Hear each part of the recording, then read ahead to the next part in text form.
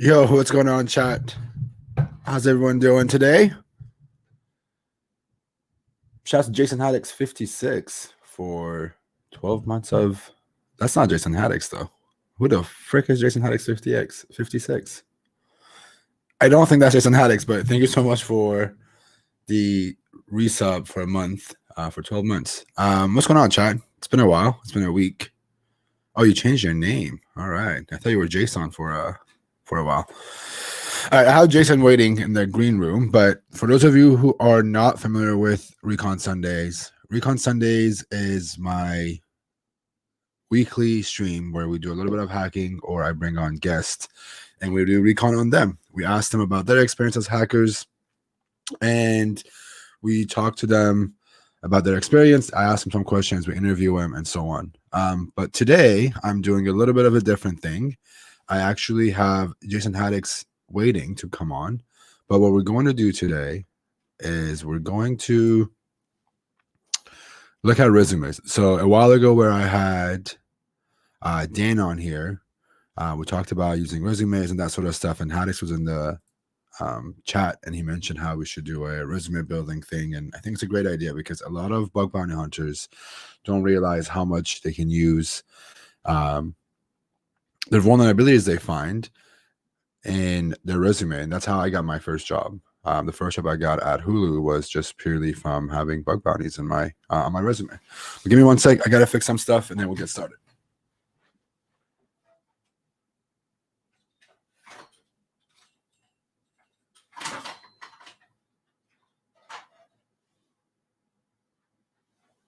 All right, I don't think I fixed anything, but there we go. All right, but before I bring Jason on, what is everyone up to? What have you guys done this past week?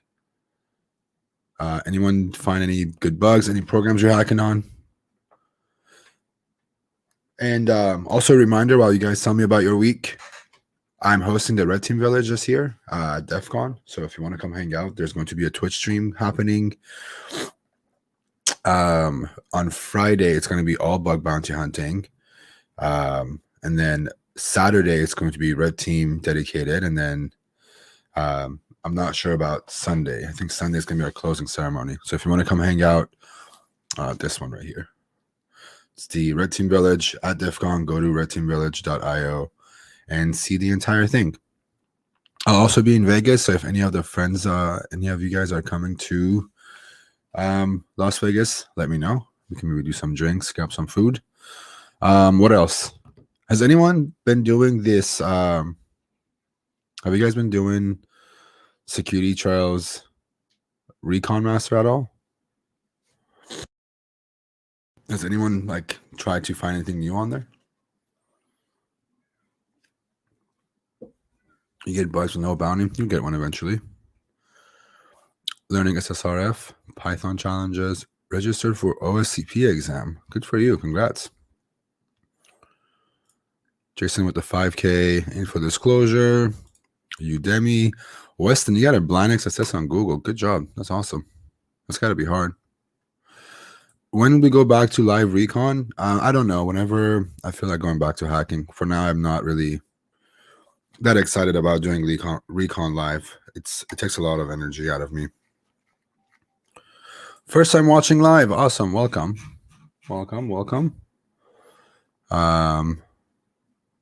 Let's see. Try hack me. People doing a lot of try hack me.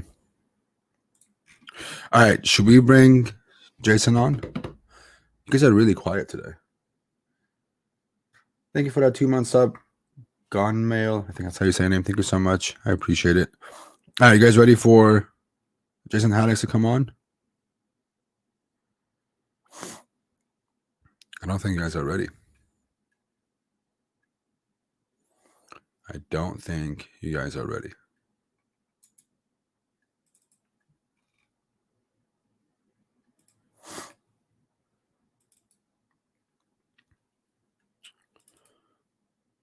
All right. So I'm going to bring Jason on. Again, what we're going to do is we're going to try and talk about how to build your resume. No recon today. No hacking really today. We're just going to talk about resumes. What's up, man? Hey, man. How you doing? Good. How about yourself? Doing well. Doing well. How's life? It's good. I'm getting hyped up. I got a DEF CON, so You you know, finally booked everything? yeah, everything's booked. I've got the hotel, everything's ready. So yeah. Nice. We just gotta convince our friend to join us too. Yeah. No, it's already done, I think. It's already locked in. So Nice. I'm yeah, excited. yeah. How's that otherwise? Everything good? Just Yeah, working? everything's good. Wife was in the city this week to take some time off, so I was just me and the boy this week. So we were playing some video games and hanging out. Work's good. Everything's good. You redid your office, I see. Yeah, I mean, we moved to this as our like forever home a while back, and so I'm still getting everything up, right? Like all the badges I used to have at my old place aren't on the wall yet, and I was gonna say there's a uh, lot of, but you had a lot of stuff in the background that's yeah, yeah, different. yeah. Eventually, I'll get it back on. So All right, tell me about this idea. You wanted to do a resume, um, like review slash like building thing with the viewers. yeah, so I mean, basically, I see like a lot of comments like flow by in the chat every once in a while. That's like, oh, I don't really have any practical experience, and I'm trying to get into like a either a pen testing job or a security engineer job or something like that. And Yeah, that comes across a lot. And I think it's something that I've like helped some people with, like kind of make their resumes and think about resumes and stuff like that in classes I've run. And out of all the stuff I teach, all the tech stuff I teach or whatever, it's actually like one of the things that goes over the best is helping people like get like a solid resume together.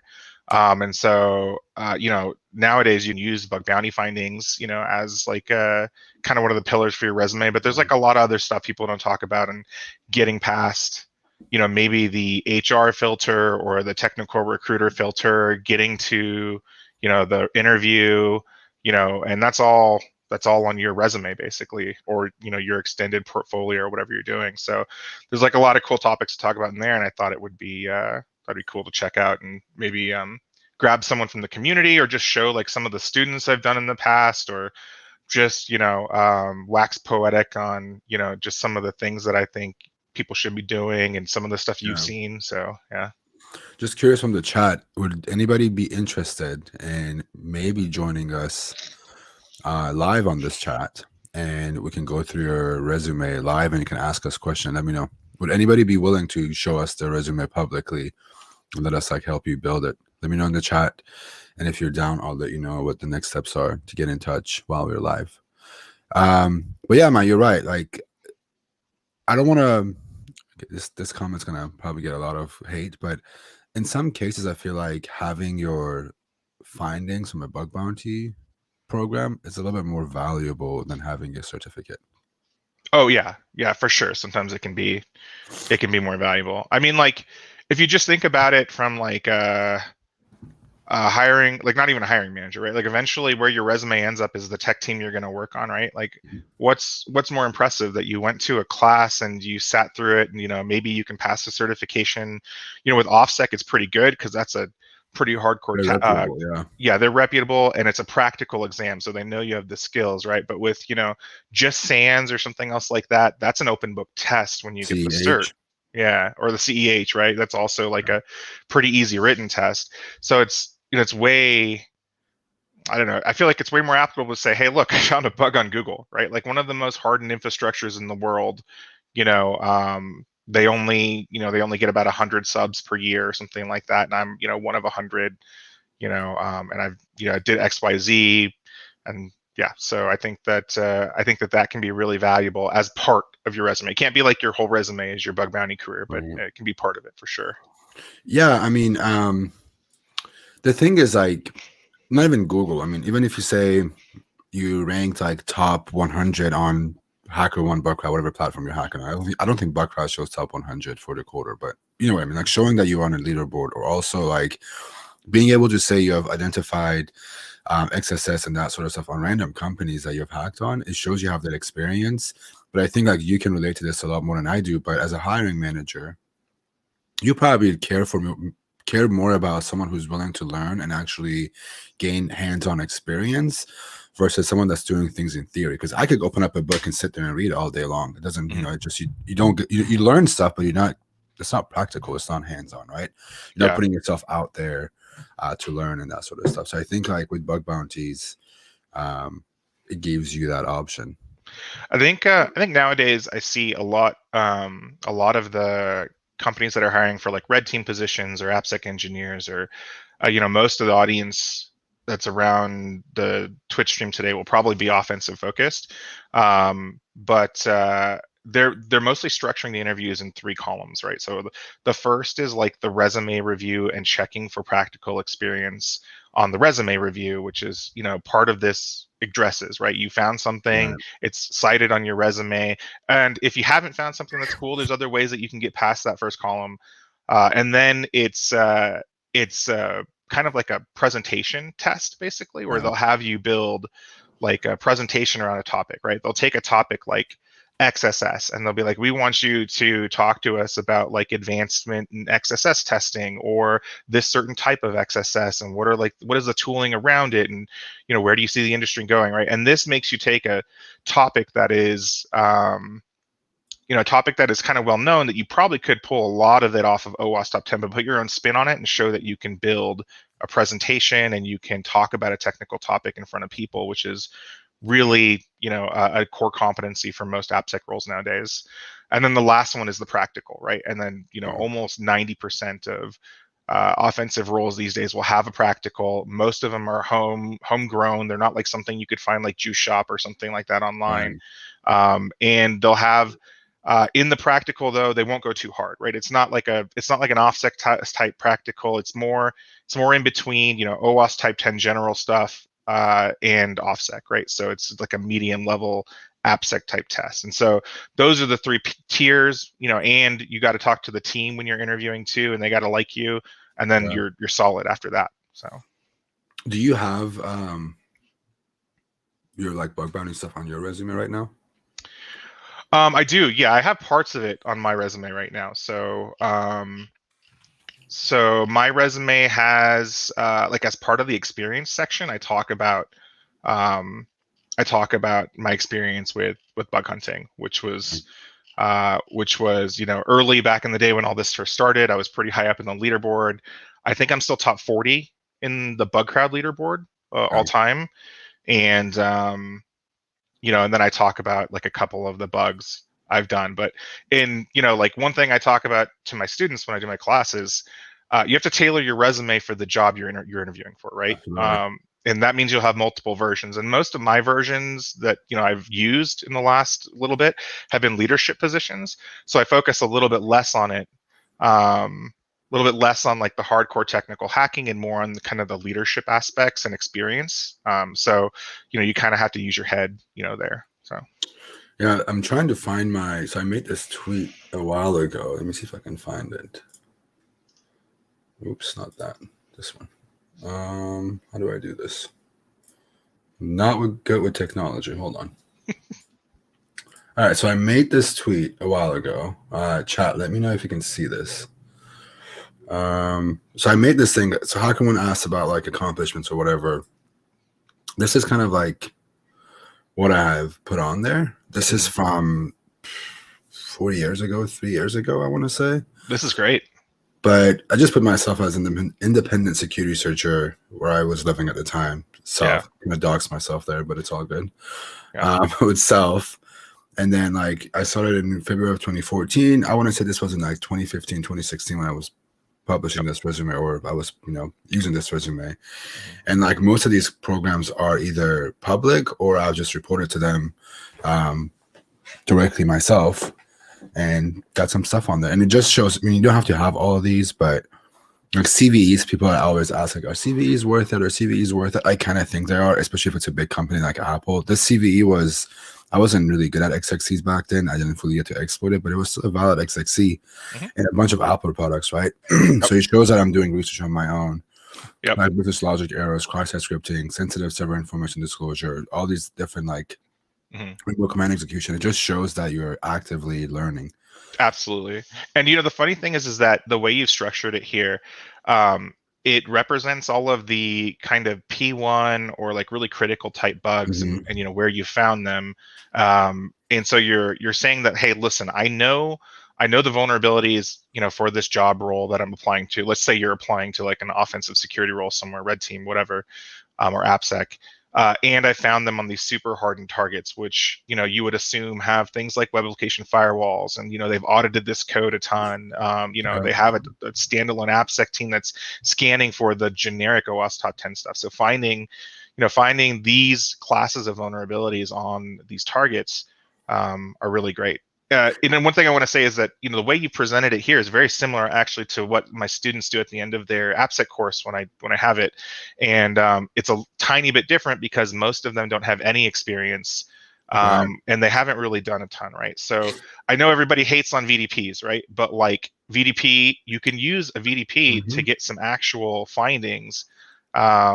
Especially if it's like a DoD or something big like that, right? Exactly, like right. DoD, so those are big organizations. Big As a hiring organizations. manager, they're gonna look and be like, "Oh crap!" Like these companies have big security teams.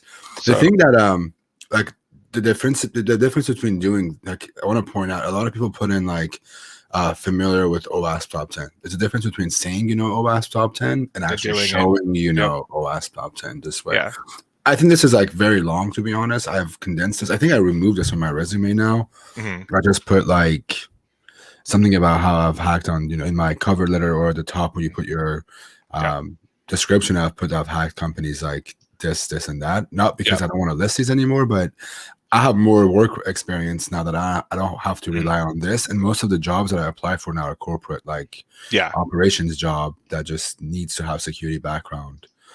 For sure. So I phased this out. But if I were to go apply for like an AppSec job or a red team job, this would be it. This would be the thing that I'm going to put at the top of the list.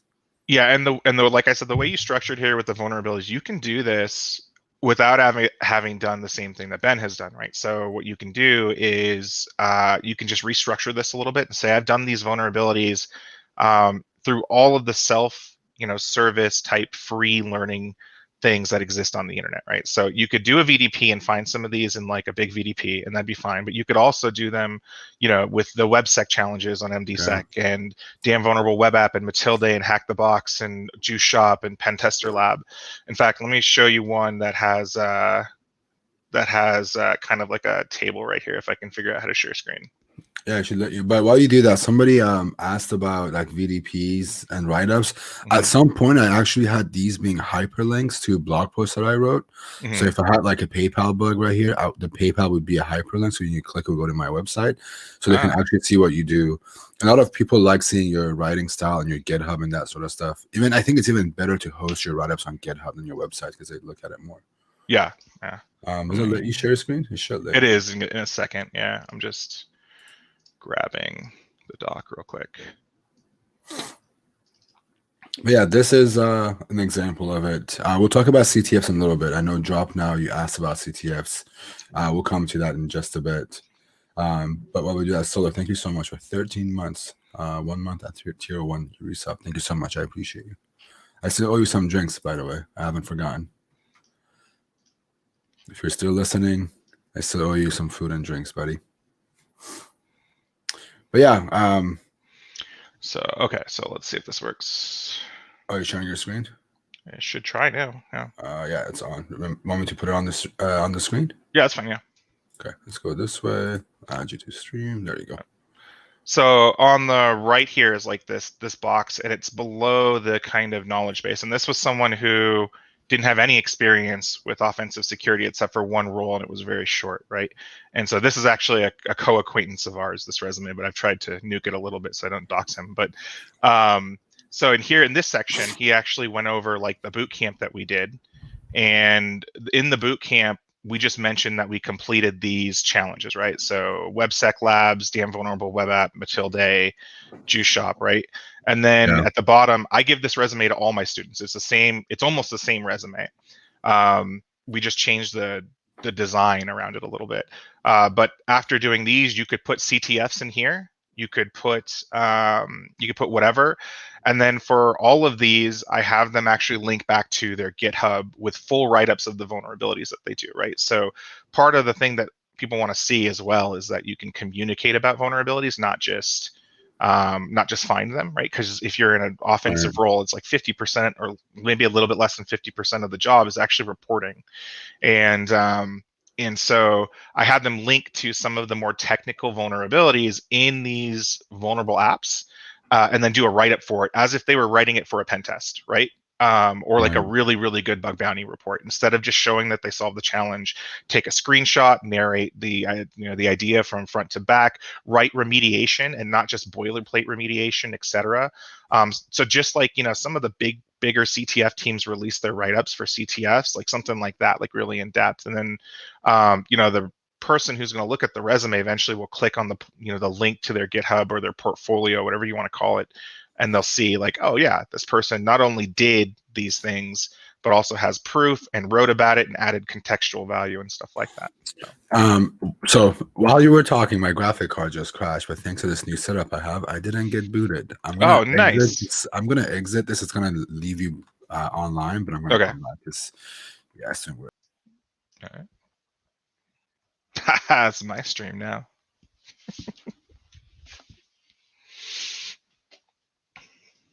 All right, I'm back. Sorry. I'm so thankful that I have this new setup, man. Like any other day, I would can you hear me actually? Yeah, I can hear you, yeah.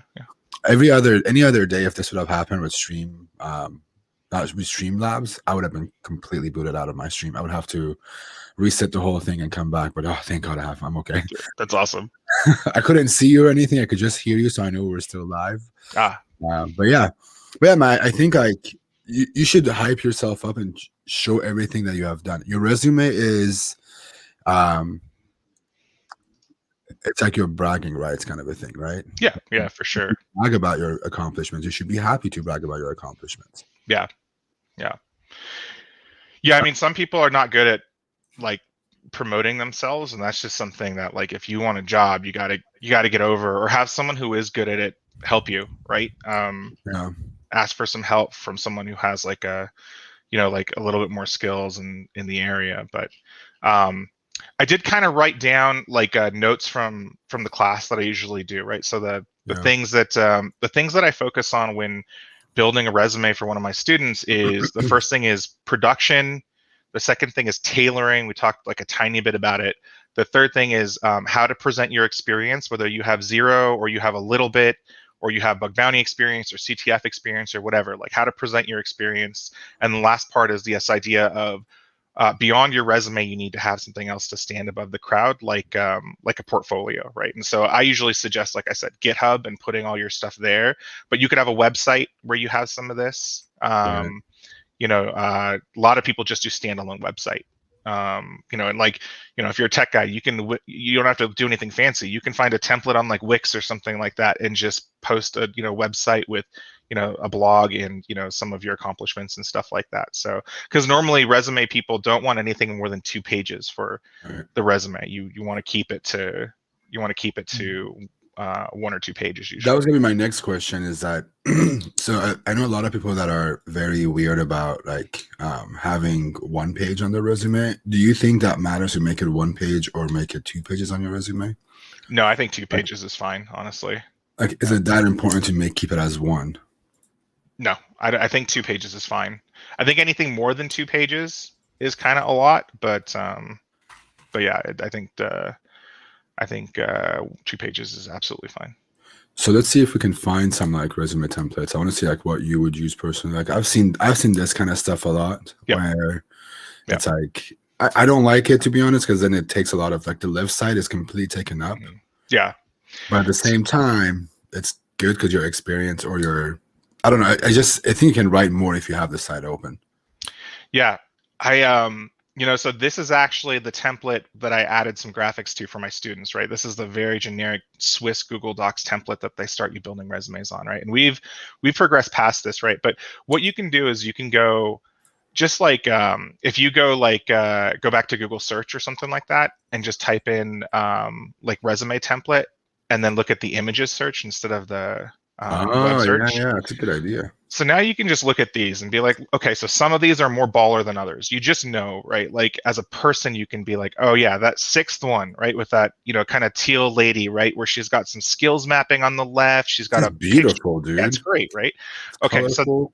So these, yeah, people are asking you to pay for templates like these, but honestly, it's not that hard to make them yourselves, right? So It's just tables, right? yeah, It's just a I bunch of mean, hidden tables. all I do is create a Google presentation in an 8x11 form, right?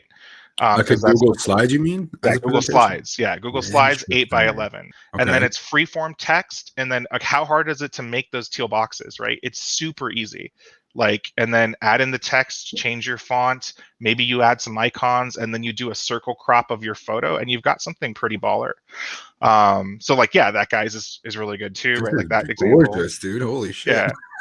So I'll show one that I'm doing for like a friend of mine right now where we verbatim made it ourselves. Wait, hold on. I want to ask you something. I want to ask you something before we move on. Yeah, sure, yeah. I hate this thing on resumes, but I want to ask Yeah. so first of all, like this is something I would go for personally. I like Mhm. this, like, do you do this like skills with like the dots when it's like 3 of them, 2 of them, 5 of them? Do you I've do done that? it before. Um, I've done it before. I'm like the verdict's still out on whether like it's good or not. Like some people in that skills section will just write down the name of the tool or skill that they're competent in, right? And they won't add the dots. Other Yeah. people will do like 1 to 5 dots. I actually think personally, if someone has that section and they put like 2 or 3 dots in something, it actually shows like a tiny bit of maturity, right? Saying that, hey, Mhm. like I know this thing, I'm interested in it, but I'm Yeah. not a specialist. I want you to know that it's something I could do, but like I might need some help with or some training or whatever. And so like I actually think it's good because otherwise I have to assume that you're awesome at everything Yeah, or just you don't want to competent in sell everything. something, right? You don't want to sell Yeah. something like, look at how good I am at everything I do. I think you're absolutely right. Being honest on your resume while you show yourself off is a Yeah. really Yeah. So here's another question for you. How far back do you go with your jobs? Like how It many de- of your past positions do you list? it depends on how much experience you have, and it also depends on the tailoring of the resume, right? So if you have no experience, if you've never had an infosec job before, or you've Right. never had an offensive job before, you've just an IT or whatever, um, then your experience is going to be light, right? You're going to have like 1 or 2 entries, and you're not going to go back to like, hey, I worked at McDonald's, right? Right. Although like maybe that's a point of pride, you like manage McDonald's or whatever, like that's absolutely cool. So on mine, I go back to as many relevant entries that is possible because I have, coming on 20 years in the industry. So I could fill up 4 pages, but for someone new, probably going to aim for 1, 2, or 3 entries, and then supplement with your learning and CTF experience for the rest to fill out 2 pages in the resume. Do you? So this is a really good question. Do you think people should put a headshot on resumes? I personally don't want to put one on, but what do you think? Yeah, I actually do. Some people are saying in the chat that yeah, absolutely. Someplace regulated that you can't put a headshot in your resume. So like, it's about knowing your audience. If that Yeah. doesn't work, or it's a programmatic, upload for your resume and they don't want images or something in it, or I don't know. If there's a reason not to, then don't do it. But honestly, anything that can get you out of the pile of the technical recruiter or hiring manager is what you're looking for at that phase, right? And if you have, a professional looking headshot, which you could just have your mom or girlfriend, go in front of a brick wall somewhere, put on a collared shirt and smile, make sure you're shaven, Yeah. and like go take that shot. It just shows a little bit of a professionalism and will have you stand out, from the crowd in the pile. So yeah. I personally do it. One of the reasons why I don't do it is just I feel like people create this like bias when they see your image without talking to you. Does that make Yeah, sense? Like, I don't want them that's to have this true. like bias. Like, not that it's not everyone is going to be like that. Not every person's like that. But it's just that I don't want any bias about either liking me or not liking me because of my photo or something in Yeah. the background of my photo, or you know what I mean, like the way I look or the smirk on my face, whatever it is. You know what I Yeah. mean? It's just like the fear of like putting out some sort of a bias in their mind about who I am, and because I feel like people not judge. Judging is not the right word. It's just it creates an image in their head automatically when they look at you the first time. Yeah. And I like the first impression to be when I do a call like this, for example, for an interview. Oh yeah, for sure. Like the unspoken, shit in the background of our offices, right? It's for production value, right? It's like, Yeah. you want people to associate you with cool hacker shit. So like, yeah, absolutely. There is some judgment upon first meeting. That's a human thing. And then there are more dark sides of that where people could judge you in the wrong ways for different things. But I'd like to think that we're getting past that a little bit as our I would hope industry in so. specific. Yeah, I would hope so too. You know, I I have a global team at the place I'm at right now, and it's like, I mean, what I care about is their experience. Yeah. um, but so in lieu of doing like a headshot in some of these things, you could also just like add some of those side columns that you said you didn't like, right? But like some color, any splash of color. This is all production value, right? Icons. It can't just look like the same text-driven resume that you get 40 of, right? It's got to be a tiny bit different. Yeah. Is kind of the point there. So while we wait for chat to decide, people in the chat if they want to get their resumes viewed. So do me a favor. What we'll do is, if you're okay with this, let's start a blank resume, just like let's say we are someone who's gotten a few certs, that have done some like IT work. We'll create a persona for ourselves, and All right. then we'll write a resume together. If you want to share your screen, and then kind of see how you would design it. But while we're doing this, chat, do me a favor. If you want to come on the stream, I will bring up 1 or 2 people if we have time. I'll do 1 for sure. If not, we'll do 2. You can ask us questions about your resume. And do me a favor, upload your resume somewhere in the form of a PDF where we can view it. I don't want to download anything. I just want to click and view. So your website, for example, would be great. Google Drive would be great. You just want to click and be able to open and preview it without having to download anything. So if you want to do this, we'd love to look at a few of them. So while you figure it out, what we'll do is we're going to create a fake persona, someone who works an IT job that I found. Like, we'll create like 5 vulnerabilities that I've found, some certs I've done, and what else? And that's a good start. Oh yeah, for sure. We can also look for like a template. Let me see if I can find a decent template on Google. Resume templates. You can use that orange one that you said you've used before if it makes it easier. Let's see. Oh, this is really cool. Let's see. So if you work, Let's see. like if you guys know of like Canva also has a whole section of resume templates you can use that are included in like the small cost of like a subscription to Canva. So Canva is like this site that does graphics and templates for all kinds of stuff, and there's some in there. Like there's a lot of good examples of some. I'm trying to find like a really decent one that we can use for free. Most of these that I see that look good are like, buy it here, buy it here. Right. It's crazy there's a market for this. Oh yeah. I mean, you could go to Fiverr and spend about $25 to get someone to give you a baller kind of template and work with them to build your resume. This is another option if you don't have any friends who are good at this, right? There are definitely some people on Fiverr who do this service all day, every day, use the same template that they've built. They're trying to get some money for their thing. You could buy the template from one of these sites, or you can make it yourself, right? We could definitely make something passable in Google Slides in 10 minutes or something like I want that. to see this Google Slide thing that you said. Yeah. Hold on. I'll boot one up right now. Agent's still saying, where should we send it? I think my Discord's open right now. Once we're ready, just have it ready and I'll tell you guys how to send it in and how you come on the show. All right, let's see if I can do this. Oh, this is not good. On January 11th, Canva became aware a list of approximately 4 Yeah, I saw million this. accounts containing and passwords done as a part of a breach. Sheesh. Yeah. Was The not great. passwords have been decrypted. Oh, all right. Let's move on to this thing. There we go. All right, so we're in Google Slides right here in like a blank thing.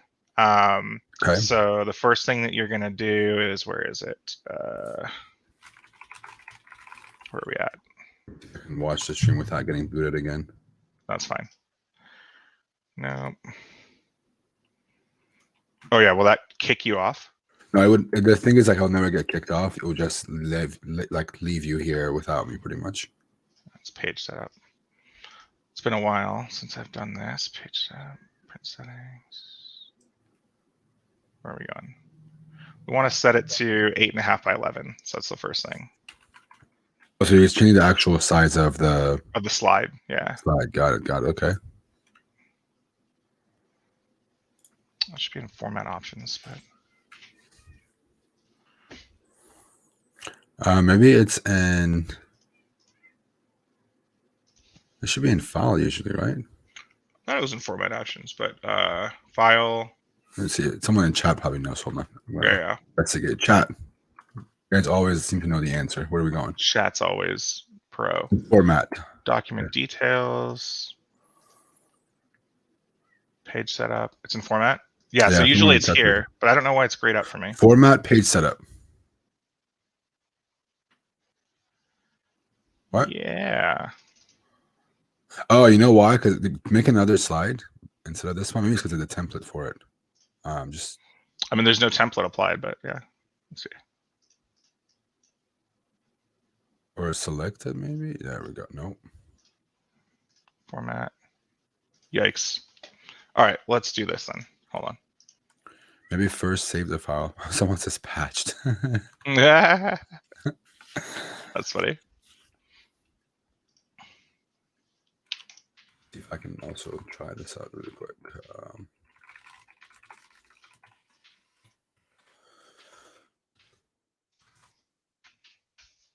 Is it hot where you're at right now? It's hella hot. Kind of warm in here with all these lights on me. I'm like dying almost. Okay.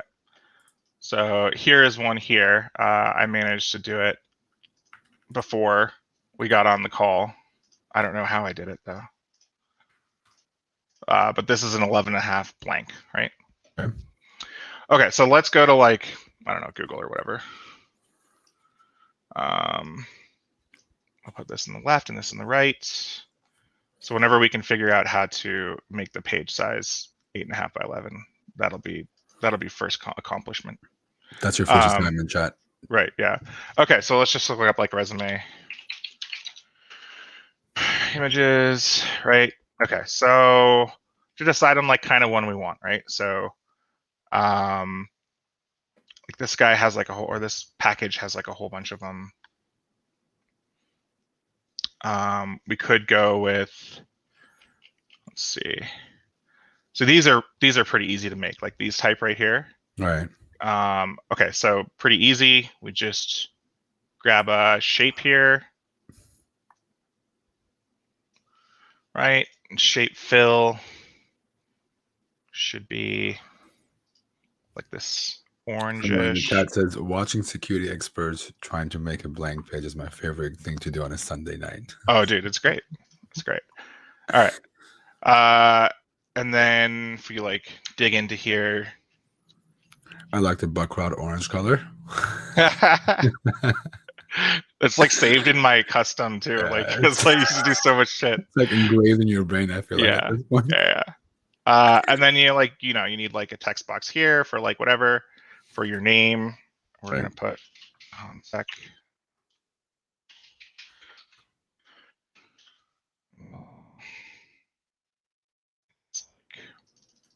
huge.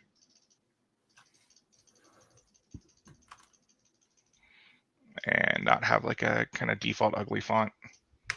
So that's like the name or whatever you want to put on there, right? Yeah, like, yeah. Put your first name. Yep. Some decent font. Yep. And we'll go. Use some like weird cursive font.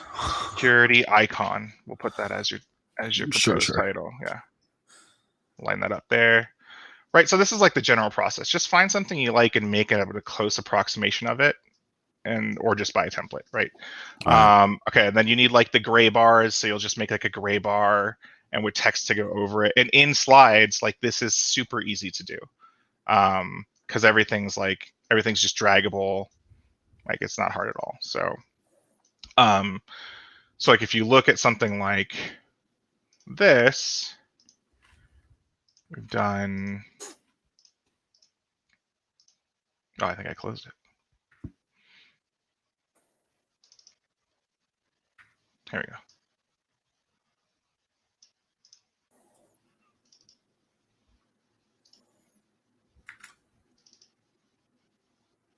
I'm on a different screen right now. One sec.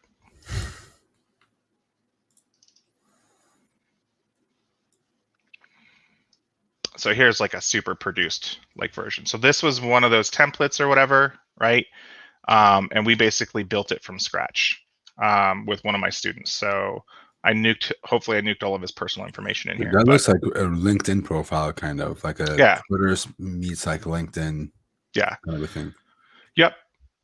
I mean, so it's all, you can decide on the style too. It's your resume, right? But you've got some color, you've got some icons, you've got like the, like where his headshot will go, or was until I deleted it.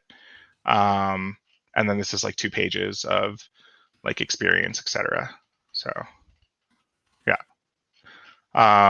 So you can get here with an approximation. Like we just grabbed this Starry Night image that was kind of just on the web and used Snagit to grab it, and then found like a close approximation of like a nice font. The bullets are arrows, etc., etc. So anyway, that's where we're at. That one looks really, really good, dude. Holy crap.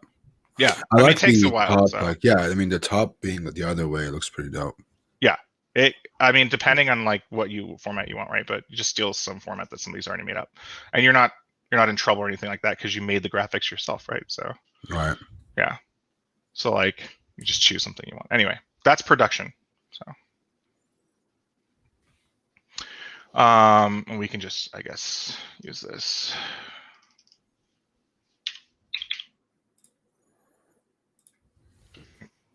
If you like this one more. Dude, I'm gonna steal that one from you, I think. All right, so we'll go. Let's see if you know how to spell my last name. Come on. Oh, you missed one letter. You missed a U before the R, but you're very proud of you, man. U before the R. Okay, yeah. Dude, that is really good that you did. Yeah.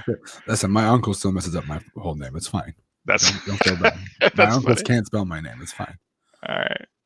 I mean, yeah, I got lucky. So let's grab you real quick.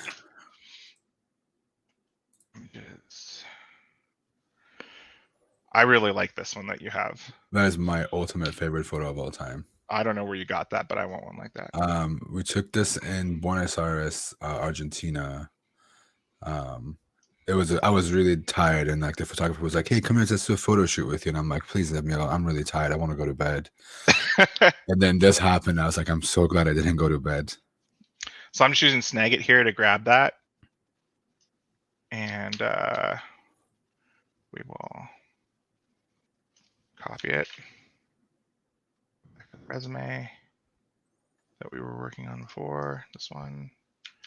I'm just putting in there next. Okay. Oh wait, I think I did the whole thing. Took the square, yeah. I use Snagit for stuff like this. You can do it directly in Google too. You can cut stuff right there if you put the whole square. All right. I think we can. Yeah, we can't crop it as a circle. Yeah, just drop it in there. Like you can literally crop it in Google Docs. It lets you, I think. Oh, can you crop as a circle though? So yeah, if you go to crop right there, it's so now go. You see how the toolbar right there? Yeah, go in the middle. There's a crop. No, go to the right more. Go to the right more. A little bit more. Four or five more to your right. Right there. Yep. Okay. Click on the arrow. Click on the arrow next to it. Oh, there we go. Shape circles. Yeah. Baller. That's how I've like done half of my slides. I'm just gonna drag it to like there we go. Yeah.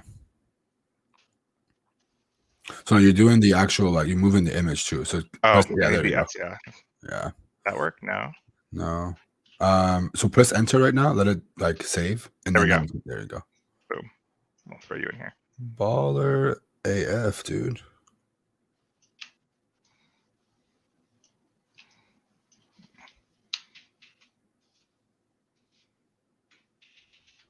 Damn, I just got Jason Haddix to make me a whole resume, dude. All right, that's you. And then like these are custom like little like things, but yeah. So where do we want to go next? Maybe we can try. So let's start with like filling it out, right? Like what would we put on here, pretty much? Okay, so definitely your HackerOne experience, right? Okay.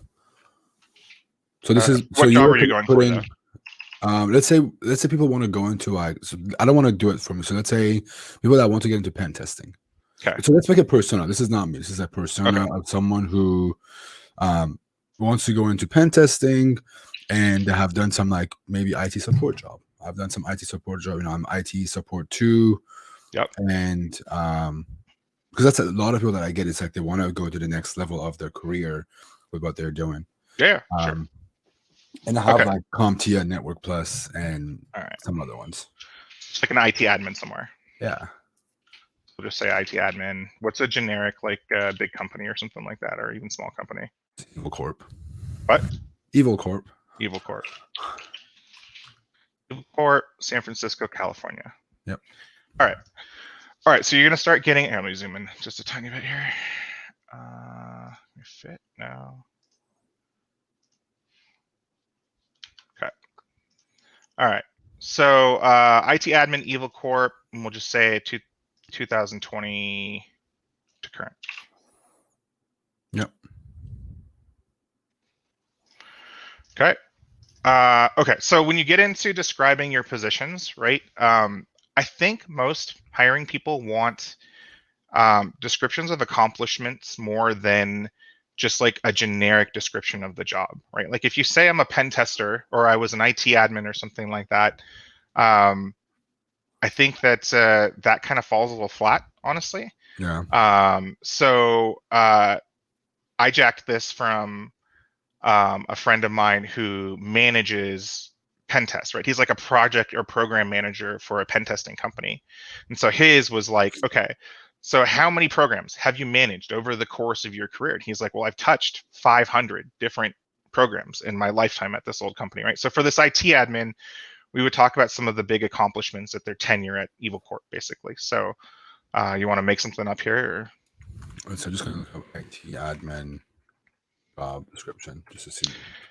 And if this guy's trying to, if this person, excuse me, I shouldn't say guy, but if this person is trying to interview for an offensive role, like a pen testing role, wants to get into kind of the hacker professional world, even better if these accomplishments are somewhat related to security, right? So when I was at Citrix, and I put this on my resume, when I was at Citrix, way back in the day, I was like an IT admin. I was like IT level 1. But I had helped the security team identify cross-site scripting on several internal applications.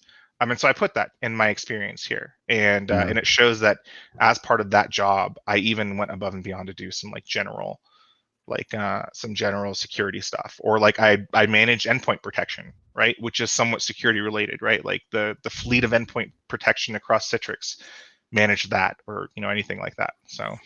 And the other thing I think would be really useful is showing relatable skills outside of security, like showing that you can do multiple operating systems, for example. Oh yeah, absolutely. Like one of the things would be, instead of saying like maintaining and upgrading, 500 plus machines in a network, you can say across multiple different security or operating systems.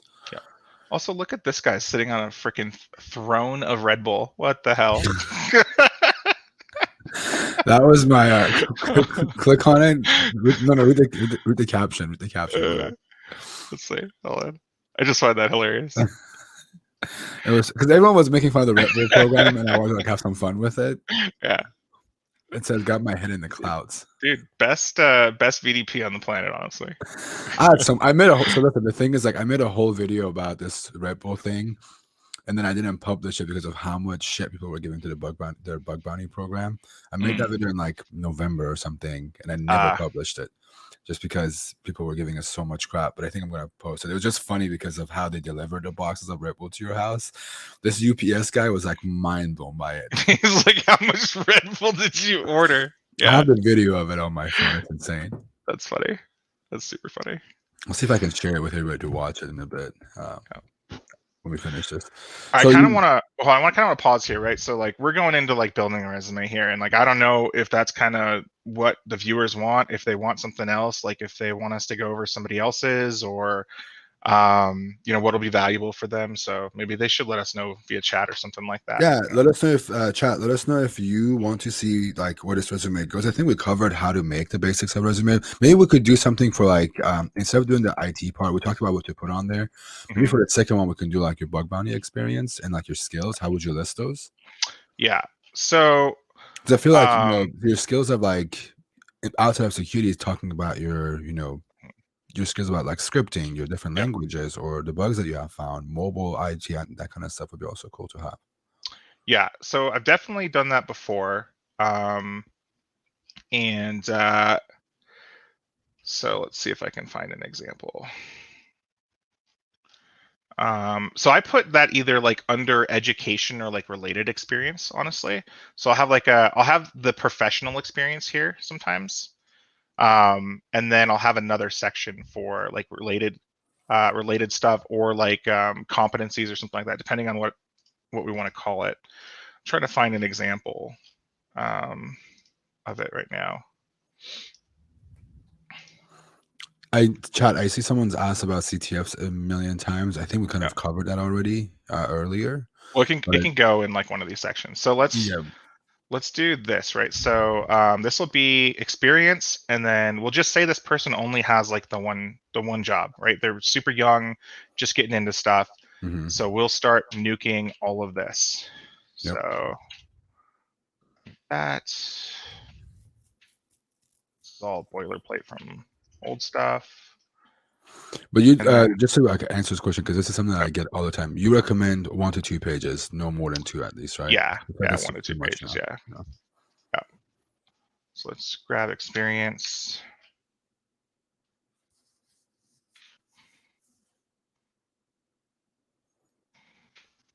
Do you list? Do you care to see education? I don't put mine on there Um, anymore. yeah, I don't put mine on mine anymore. It depends on the industry and if the jobs you're applying to want it, right? Like if they say like education is like super important and you need it. Most places will say that they want like a certain level of degree or something like that. But Right. once you get into it, um, once you get into it, they don't actually care, honestly. I So just feel like skills, some shiny piece of paper I've got, you know, 6 years ago just takes up space yeah, for sure. on my resume. Yeah. Also, Okay. thank you, Weed Tacker, for the Twitch Prime. Thank you so much.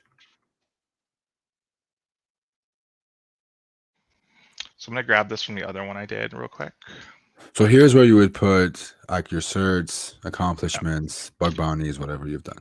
exactly. So let's grab these two boxes from the other one. We'll format them correctly later. Okay. But let's say this person has just been studying super hardcore on their own. They've also done some CTFs, Yeah. and maybe they have a cert. We'll get a little bit of everything in there, but they just haven't broken into the industry yet, right? So what we want is just to talk about their personal experience here. So let's grab this text box, make another one, size it down, line it up. That's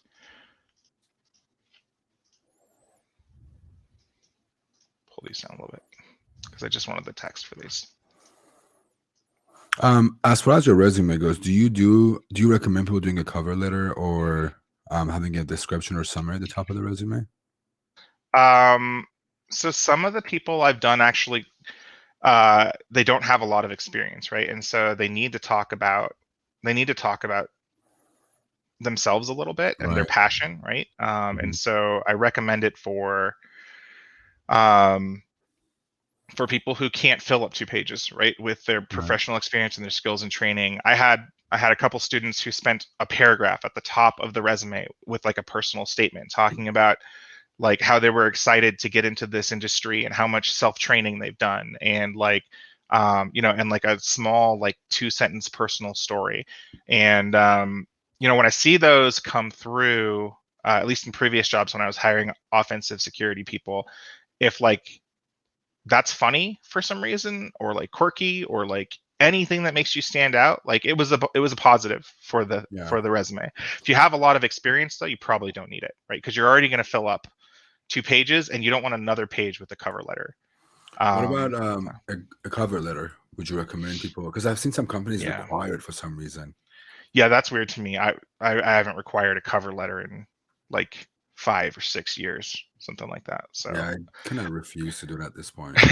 I mean, if you're applying to a bank's infosec team or like someone in the financial industry, maybe that's just standard operating procedure that they need a cover letter, and then you'll have to have one. But that's all about tailoring the resume, right? Like you should have like a third slide here where you have a cover letter ready to go, but it's not, you know, it's not included unless they absolutely ask for it. So yeah, it's just yeah, some of the sites that I have like applied to, they require you to actually have one attached. I'm just like, why?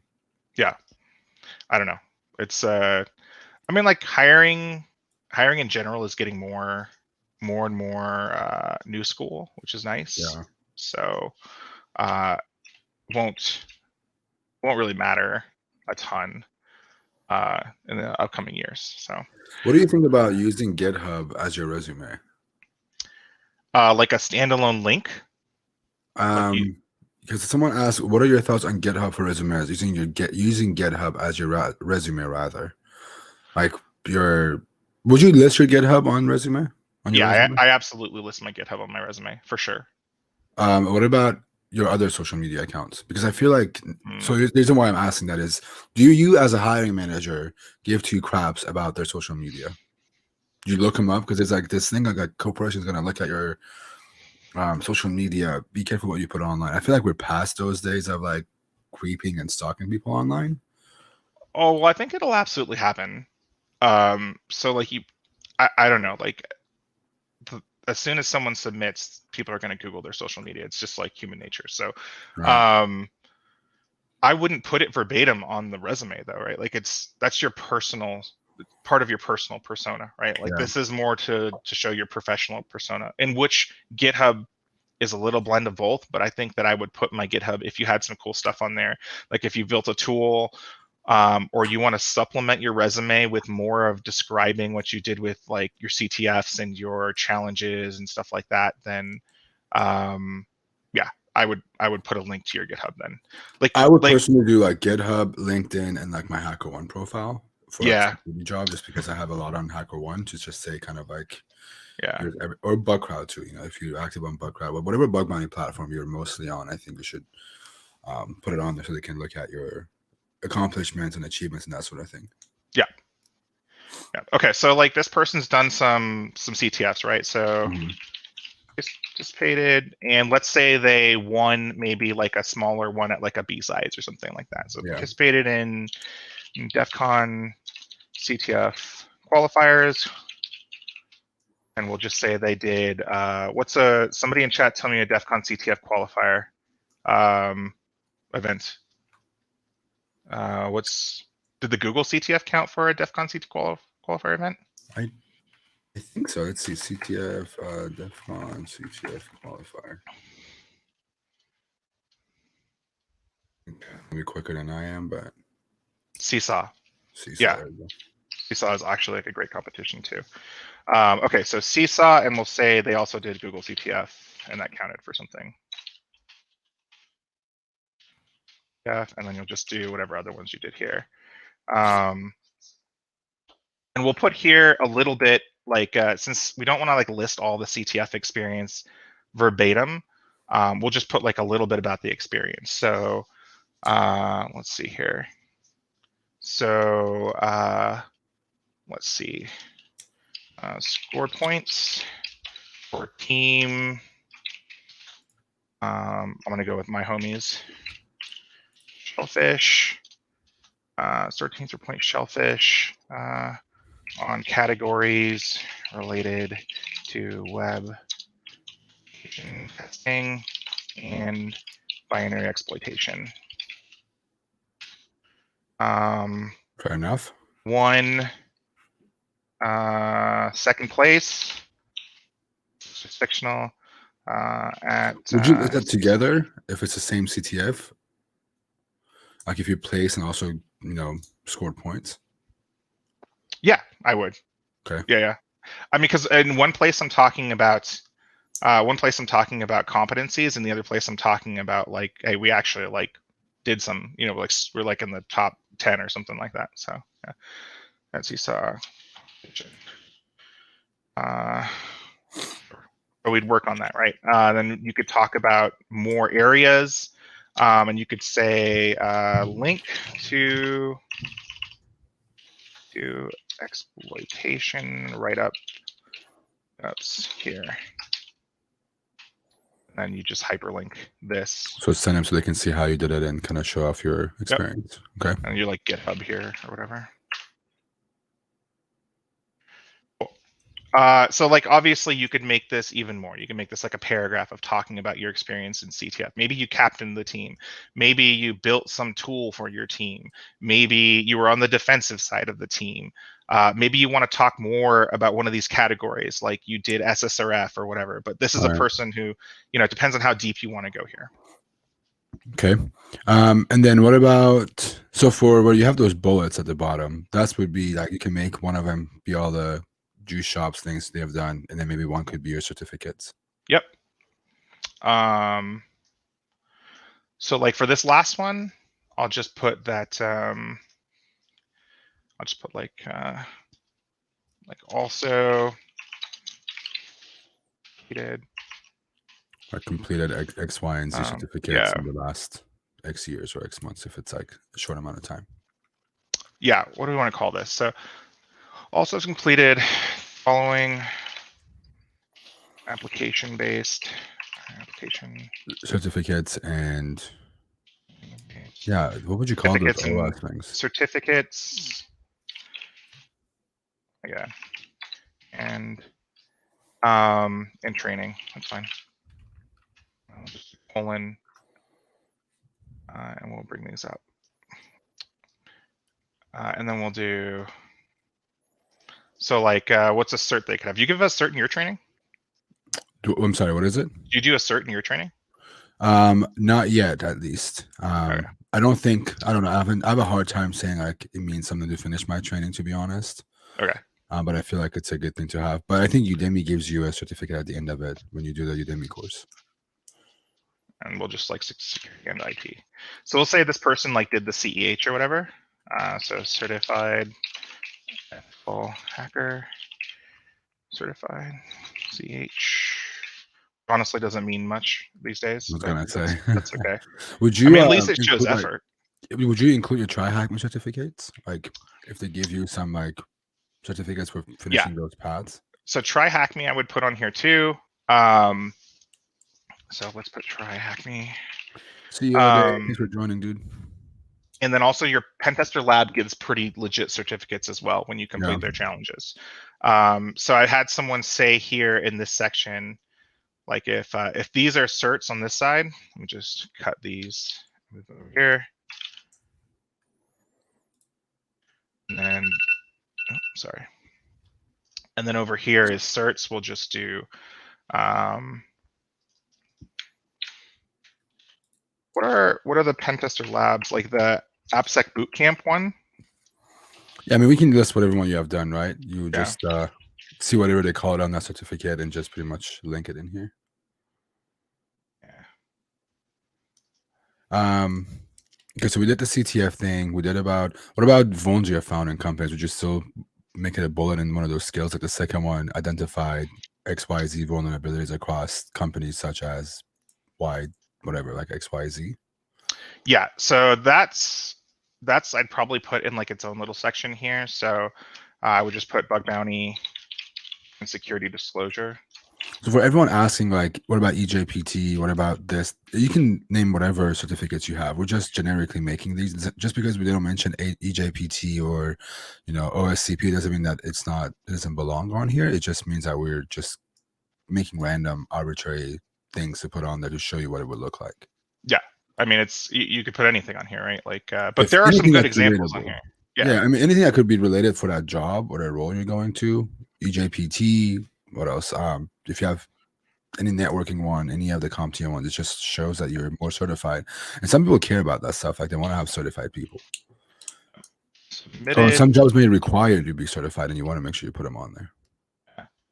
Valid application security.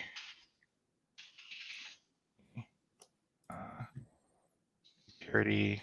Bitcode, Agent Still, thank you so much, guys. I appreciate you both To- reselling again. 12 months and 24 months. Holy crap. All right. So what are some of the VDPs they could have worked on, right? That are like super easy to score something on. We'll just do like Department of Defense, DoD. Okay. GM, Sony, GM, Ford. Sony. We can also do some like bug bounty programs if you've gotten something really easy on like Tesla and like Verizon Media, for example. Yeah, let's do Verizon Media. Yeah, so you could have easily got something here, like well, not easily, right? I hate to discount that like bug hunting is easy, right? But like No, but if you something, definitely you definitely can get something on these first three, right? DoD, GM, Ford, like you can absolutely find qualifying security vulnerabilities on these programs. Oh, for sure, yeah. If you care about bolstering your resume and you don't have enough. I actually encourage people to go and do VDPs. I get a lot of hate for it, but I tell them like it's a really good place to learn what you want to do. If you're not doing it for money, as a bug hunter, I don't do it because I don't have the time and I don't have the need anymore to do it. But if I wanted to, build a resume from scratch and had never done anything I've accomplished so far, then I would definitely go after those. Would you? So I know people that do like research and stuff for like conferences. If you do a CFP for a conference, you get in and you do. I think you should also list that in there. Talks should be on here too. Yeah, I mean, this is already like a pretty solid start, right? You're telling the hiring manager that you're an IT admin, you're pretty young, you've found some real bugs in real websites, you participate in CTFs, and you've done at least two like self-cert kind of things, and all of the self-learning that's actually possible on the internet. Yeah. Right? Like already, once we zhuzh this up with a little bit more graphics and make the font good and like this doesn't look ugly in these bullets, right? And this will get you past like a lot of like the technical screen of the interview. And you're at, with no experience, you're already at a 1-page resume. So if you want to kick it to 2, you can add a personal statement. You can talk more about your experience at Evil Corp. Yeah, or you could talk more about any given section in these things. So, all right. So I think this kind of gives an idea of like how to build a resume if you've never done this. I think it's a solid place to start, especially with all the stuff that we've listed. Obviously, like one of the biggest advice I can give you is make your resumes very consistent. Make sure like all the spacings are the same, all the fonts are the same. If you're putting periods after one line, make sure all of them have it. I don't think a lot of people pay attention to it, but it also like I think HR people look at that stuff to make sure you're very consistent and like you know how to format things. So it's like you have to think about it. You're gonna be emailing customers, dealing with other people, so they want to see that you can do a decent job of doing that. Your resume is your first impression, in my opinion, and you want to make a very good impression, right? Yep, correct. All right. Agent Still, I think you said you wanted to do this. So if you are on let's do this. If you are on my Discord, throw your resume into general, which is the stream chat right here. There's a stream chat channel. Go in there, drop your resume, and if you want to join the call and ask us questions live, also say I would like to join, and then this way I can DM you a link so you can join. Someone said, is it good to include participation in CTFs even if we didn't get a noticeable place like top 10 or top 3? I think so, yes, right? If you scored points in a known CTF or like you helped on scoring points, just saying that you compete with it. One of the things is they're looking for, like extracurriculars, right? Like you're doing CTFs is already like a bonus to you, above other people who are not. And then if you scored points, it's like anybody who knows anything about CTFs knows that it's not easy to score points on some CTFs. So yeah. All right, so I have our first resume. Let me make sure I do this without messing anything up. So Agent Still was the first one to submit theirs. I'm waiting to see if they want to join us, but let me take this off. It's gonna suck if somebody submits a resume and it's like already pretty baller, and we're like, no, actually, this is good. Agent Still's resume looks pretty good, man. I looked at it and I was like, yeah, it's pretty good. All right, so I'm gonna share my screen. agent still, I'm going to send you a link right now so you can actually join us while I do this. So chat, if you want to join, go to Discord, do the Discord command. Please make sure you don't dox yourself by putting your phone number and email address and address on there. Make sure you remove all that good stuff. Come into here, go on the general stream chat and send us a resume. And if I give you an invite link, if you come on the stream, not that anyone's not going to be respectable, but be respectful and don't get me banned from Twitch. And I hate these freaking spam things. All right, so this is a pretty short. This is a pretty short. Pretty short. I can't talk today. It's a pretty short. Oh, hello. Hi. It's a pretty short resume. Nope, he's out. He's like, nope, I don't want to be on camera. It's a pretty short resume. I'm gonna wait for agents still to join us, but it's 1 pages, which is pretty cool because like it doesn't take me that long to read it, and I can already see a lot of like bug bounty related stuff. Oops, I clicked on something. No. There are some like bug bounty hunting related stuff on here. Oops. Like just seeing that you have done. So I'm very familiar with like the things that you have done. Like boot to root is really a good one to do.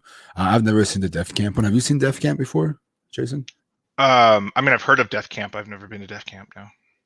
And I've never participated in that. Good one to do. And like it looks like you have links. I kind of want to link it so it goes to your.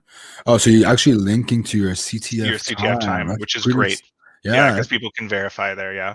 Dude, I hate this website. It doesn't let you like. Try this. Oh, it's here. There you go. What's up, man? Hey guys. How you doing? Look at that sound setup in the background. I know, dude. That's some professional paneling. That's great. Hold on, let me do this. Dude, that looks really good. Holy shit. All right, so this is your resume you sent us. Let me put this on the side. Actually, so first of all, like this is a really good way. I didn't even think about this. How do you prove that you actually like place somewhere? And just linking to this, I think it's a really good place, especially if like your username is right here. So you said you were placed 16th out of 124. So yeah, not the best, but it's still good. It's still you're in it. You know, like if you scroll down, there's 124 people, and you're still somewhere high up there, and you've done a bunch of them. But let's go back to it. So you have certifications in like e-learn security. You have done EJPT, ECC, ECPP, TV2. You have your OSCP, CH. Do you have any like bug hunting? Anything that you have done with bug bounty hunting? I've found some bugs on Spotify, but not many though. So I like, didn't spend too much time on bug bounty hunting. When you're a full-time pen tester, sometimes it's hard to take a time out and do bug hunting. Yeah. It is. If I go to your resume on here, it looks like you have hacked SEMrush and Spotify. Yeah. SEMrush is still relatively a big company, at least, and Spotify is pretty huge. I would list them on there, to be honest. Like that's one of the only things that I would list under your projects or experience is to just say you have found identified vulnerabilities in those 2 companies. What do you think, Jason? Yeah, I would. I mean, Spotify is a pretty household name, right? Like, wait, is it? No, was it Spotify or was it? It was Spotify. Yeah, Spotify. Yeah, I mean, everybody fucking uses Spotify. Absolutely, I would put that on there. What kind of bug was it? Like, what category? It was stored cross-site scripting. Oh, that's great. I would definitely put that on there for sure.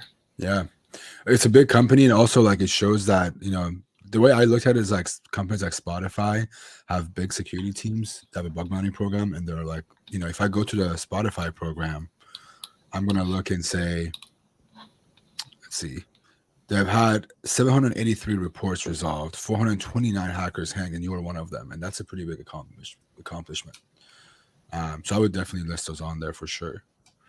So the one thing that that I mentioned earlier, and hopefully I don't offend you at all, right? So is there's a little bit of lack of production on this. Now it might be because you're applying to jobs in places that want this format of resume, and that's cool if it is, but I say like 30 of these resumes every week, right, which are just text, and they have all the right stuff on them, but they don't stand out a ton. So a little bit of production could go a long way on the resume. Okay, thank you. Yeah, my resume looks really similar to yours. Also, like I have the same format, but it's just I look at it and go, it's boring to myself, but I didn't know how to make a resume, to be honest.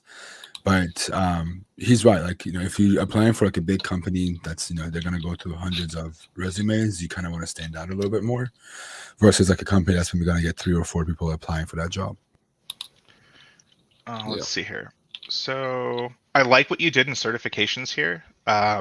The saying that it's in progress and expected by September 21 for offensive security, right? Like, not only do I care about stuff that you finished, but I also care about like you're currently still learning, right? Like, and you're still doing that while you're working as well, which is really good. Wait, can we appreciate that he's a doctor of dental medicine? Dude, I'm that's not sick. actually a doctor, but I've studied 5 years out of 6. I've stopped during the 5th year. Actually, I finished the 5th year, but I started working full-time in cybersecurity, so I couldn't manage doing both at the same time. So I quit the dentistry. That's crazy. I'm fucking mind blown right now. Yeah. Good for you, man. So what made you decide to change from medicine and science to The offensive thing is security? that I was always a hacker. Even when I was 10 years old, I was on IRC channels on Undernet. Respect. And, Respect, man. That's awesome. So I came back to it. That's awesome. I mean, I think the resume looks great. It's just, I think you do a good job of explaining like the stuff that up here, like Python, Bash. You've done Metasploit, Burbs. I think people of like the engineerings and like HR people would look for these things. And I also think like with our company, at least, like if we're hiring someone that wanted to be security background, with having OS, I like how you have them like in bold letters, so it like stands out too with OSCP and EJPT. So it's great. But yeah, the only thing I would recommend personally is just maybe in your experience you can move this to your experience and say you're a part-time bug bounty hunter on HackerOne. Here's a profile, and then as your experience or project, list some of these things you have found, any CVEs, any bugs you have found, any tools you have run that you're proud of. Like maybe you wrote some like custom tool for a plugin or for a burp suite, for example, that does something. Put it on here just because you want to show like you're actively doing things too. So this is an interesting one, is the conferences attended section. And if I were to look at this one, I might nuke the conferences attended section and just focus on more of what you did in the CTFs, right? Like what kind of challenges you were interested in, binary exploitation, web, whatever, right? And then debugs from HackerOne. And talk a little bit more about like your other experience. Like you've done, it looks like you've done some tutorials and tools installations and stuff like that. Maybe you have some YouTube stuff. I feel like you're looking probably at like a pretty full 1-page resume, and you could probably add more practical stuff and nuke that section of conferences attended. Okay. Yeah, and it looks like your website actually pretty decent too. I have a really good website. Bug bounty. Yeah, I mean, this is like like if I get to this point, which I would with this resume, right? Like I would look, see the skills, I would click on his website. Hopefully he wouldn't steal my cookies. That would be bad. And then I would look at this and be like, oh shit, he's a writer too, right? For any pen test role, you got to be partially some form of a writer, right? So, and then you look at his GitHub. If you go to sources. Dude, I would list some of these like contributions if you have done stuff to them or done for. I haven't. For them. I haven't. Okay, so you just fork these. Yeah, I just forked them. Okay. Yeah, I mean, if you have some experience here, just to like the other people who are watching, right? Like if you have that you're the source of the repo, or you've made significant pulls or anything to these projects, those are also worth mentioning in the resume somewhere. I agree. Yeah, I think one of the things that we didn't talk about was just exactly that. If you have written tools, if you have contributed to any of these like Burp Suite plugins, if you have your own Burp Suite plugins, I know a lot of hackers write them for themselves and publish them later. I would go after it. I think it's a good place.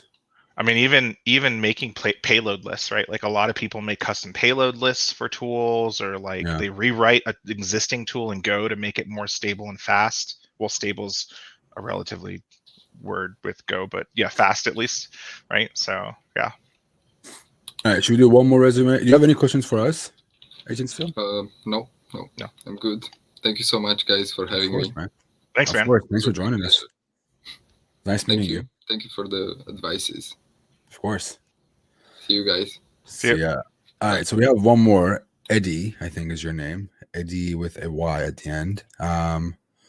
Do you want to join the call? I know you're editing some stuff on your resume, but do you want to join us live on the call? If so, just drop me a note. Sure. Okay. I'm going to send you a link. There's a link. All right. Let's see. Question in there. It says, is it okay to put names on companies that are not common company names like Apple, Sony, etc.? Yeah, absolutely. I mean, any practical experience.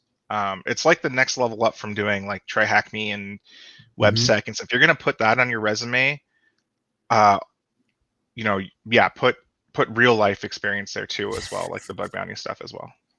This guy says, Misha Maha says, do you have any quotes me, do you have any questions for us? Then says, flashback to every interview. Yeah, that's the ending question in the interview, right? Is like, do you have any questions for us? Yeah. Oh, that's good. This is why I love my Twitch chat. Yeah. All right, so next resume, we have Eddie on here. Hold on, I gotta get rid of this.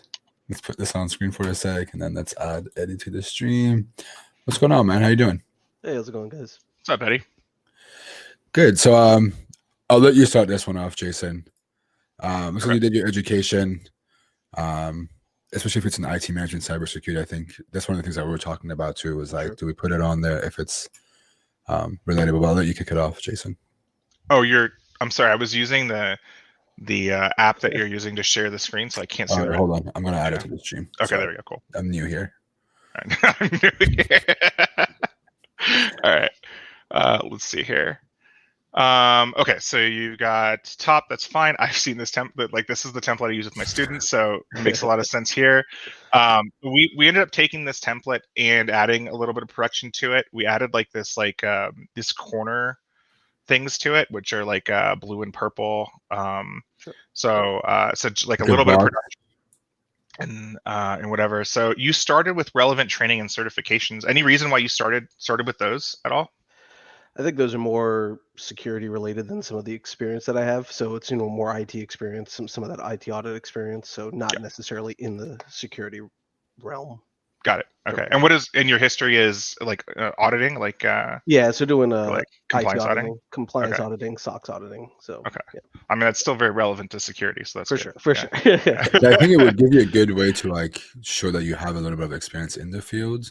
Well, he has it in here, yeah, and you want to pivot to another part of the industry at least. Exactly. Okay.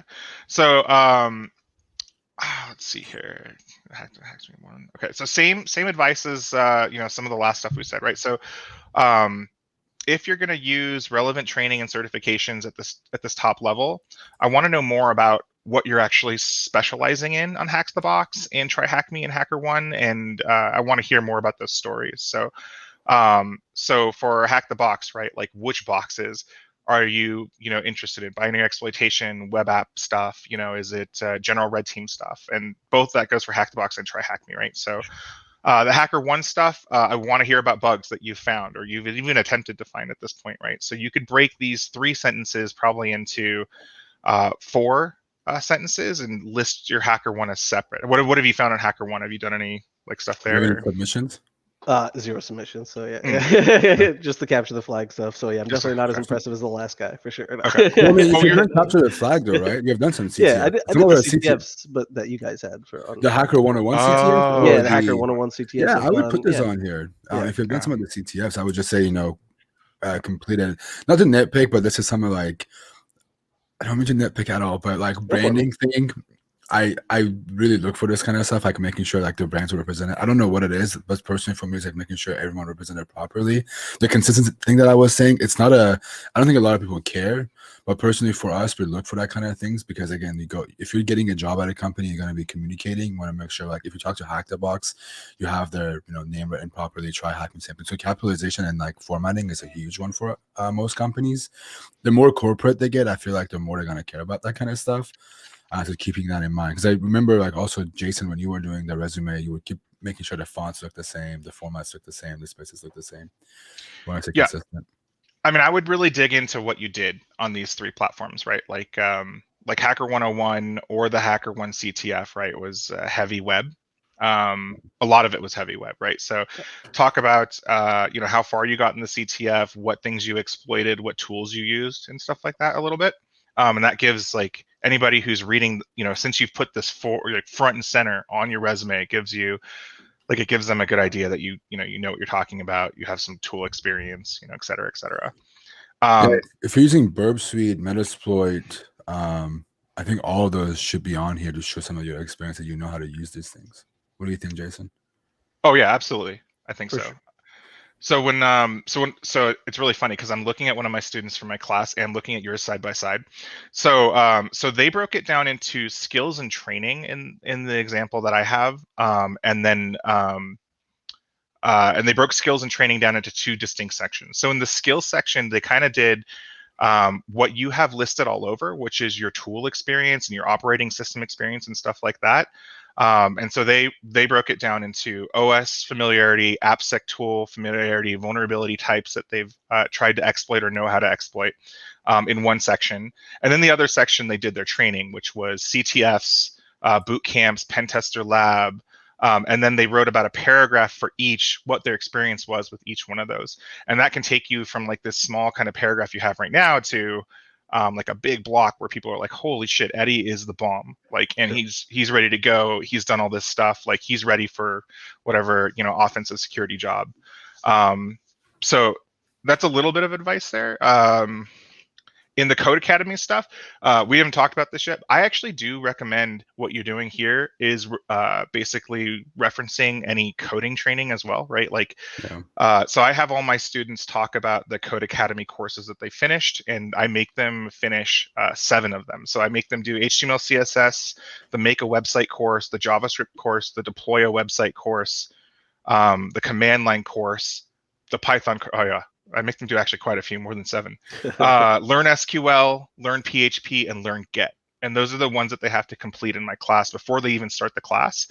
And so I have them reference all of those on there, right? So somebody needs to know, is Eddie the type of guy who can modify a Python script for us on an engagement?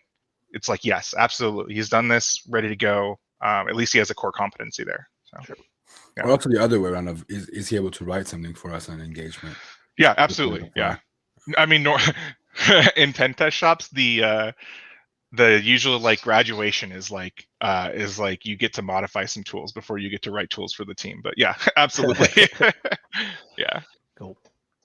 Cool. I think this is, it's a good start. Just got to put some more work. What about the production? I think this looks, I would add more color like you were saying earlier, just from these blocks, maybe make him a box like you were doing with yours. Let me show you what we did, just like simply for this was a long time ago that we finished this one, but let me share my screen here. Okay, so this is what there you go. So this is what we did for this same template, right? So we added like I deleted the first page because it had so much PII in it. So let me go back to 100. But we added this like small like corner clip here, and like a small corner clip here, and then we wrote in his version a link for references for his references. Are you sharing your screen? Oh, I should be. No, it's not showing yet. Oh no. Okay, hold on. I have so many windows open right now, like making documents, watching the stream. Yeah, we're bringing it out, chat. Give us 1 sec. We'll bring the screen up in just a sec. Cool. All right, here we go. Oh, so this is on your desktop. You remember? Yeah, you remember concerts? Remember you used to go to concerts? That was super cool. I know, man. It's been a while. Yeah. Okay, so here's the same exact thing with like this corner clip, like digital gradient thing that we did, and that was super easy to make. We added like some production down here, just like some splashes of color on his first page. The right-hand bar where you're using this columning, we actually colored the whole bar. We colored it red, but I nuked it because I didn't want to dox him. But and then here's what I had referenced before. If I zoom in here a little bit, you can see that he did a boot camp with me and he listed all the boot camp stuff. I actually nuked that as well. But here's his pen tester lab, badges, and then his Code Academy experience down here, like way at the bottom, because it's like less whatever. And then you can see in pen tester lab, he references all the types of vulnerabilities he did in the classes. So he did the white badge, an intercept badge, and then did the single exercises of SQL injection to shell, man in the middle, XSS authentication, authorization, et cetera, et cetera, et cetera, et cetera, et cetera. So. Yeah, for your resume, dude, like I don't feel bad about like bragging or listing everything you do. I think it's list as much as you can, because it's not gonna hurt to let them know like everything you do know that's that could get you that job, or things that you're willing to learn. And then here's how he structured the skills. So the domains of testing he was interested in. So web application, threat modeling, the OSs, so that he's comfortable in, Kali and Ubuntu Debian, and then some of the languages that he's taken stuff, he's kind of written stuff in, and then the AppSec tools. And this is where you just want to drop names of like stuff that you've used before. And then vulnerability types is mentioned down here in kind of other sections. So this is like by no means canon that you would have to structure it like this, but there's a lot more information in here than I see on yours, and so expanding more will just like make it even more powerful. Yeah, that makes sense for sure. Good luck, dude. Do you have any questions for us? Not to sound like another. No, but I appreciate you guys doing this. Thanks. Yeah, Yeah, hopefully it was absolutely. useful. I mean, for sure. Yeah, cool. Thanks, guys. All right, should we do one last one? Let me see if there is one in the chat, and if there is one, we'll do it. One last one. This chat is cracking me up. All right, swine flu. Do you want to join us? Would you like to join us on the call? People are just like I hate interviews. I hate resumes. Ooh. It's a necessary evil. It sucks, I know, but yeah. I like this resume. It looks pretty dope. Hold on, let me see if I can message them. There's a question in here. Did you ever come across a resume that stands out so much that you already knew that you will hire him or her, and that the rest of the interview will just be a formality? So yes, kind of. So like you definitely see resumes where you're like, holy crap, this person has so much practical experience or has done so much learning. They already meet my bar for like the technical interview. But something I've learned in my career, just as hiring for these roles, offensive security or security analysts or even blue team or whatever, is that it's not all about being a tech person. Part of it's about being a people person and a writer. And so I think I mentioned it earlier, right? But I don't do any interviews anymore that don't do a practical, right? Because you can have somebody help you with your resume and say you did all this stuff, and a lot of times I'm not going to be able to take time to dig in and make sure you did it, or you didn't just copy something off GitHub or something like that. So practical is 100% something that you're going to have to be prepared for, no matter how good your resume is. And then also have somebody present something. Like that's something I pretty much always do now. And I know it sucks because a lot of people aren't natural born presenters. They're introverts. I'm not looking for you to like wow me like Steve Jobs or something like that, right? What I'm looking is if you can build a deck and write a little bit in the deck about something you did or something you're passionate about. Because that's a lot of the job. It's a lot of the job that people don't realize is writing emails, writing reports, rewriting reports, communication with other humans, communication with people who don't understand the tech stuff as well as you do, developers or just business people. And so your executive boards and your C-level people that you have to explain why this thing is important. It's a combination of technical, social, and like soft skills, to be honest. But I mean, depending on the job, some jobs, technical experience may be more useful than your social experience or your soft skills or whatever you want to call it. Yep. All right, last one. Ready? Hey man, how's it going? Hey, what's up? Is it Keegan? Yeah, how you say it? Keegan. Nice to meet you, Keegan. All right, I'm gonna add your resume. Nope, this one. I'm gonna add you right here. All right, so this is your resume you sent us. I like that you have a Senac Red Team listed at the top, just because it's a bug bounty platform. For me personally, it's pretty dope to see those on resumes. But it doesn't really. I think it shows what you have done, but for me at least, and I'll let you. I think you have more experience in this, Jason, is to talk about like what specifically you have done more. Like, if you have done web, are there any like listing like OWASP top 10 and that sort of things? Also a little bit more, I think would be helpful.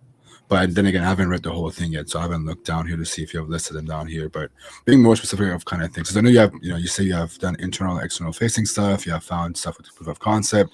Maybe just touching up like what those findings are, and more specific.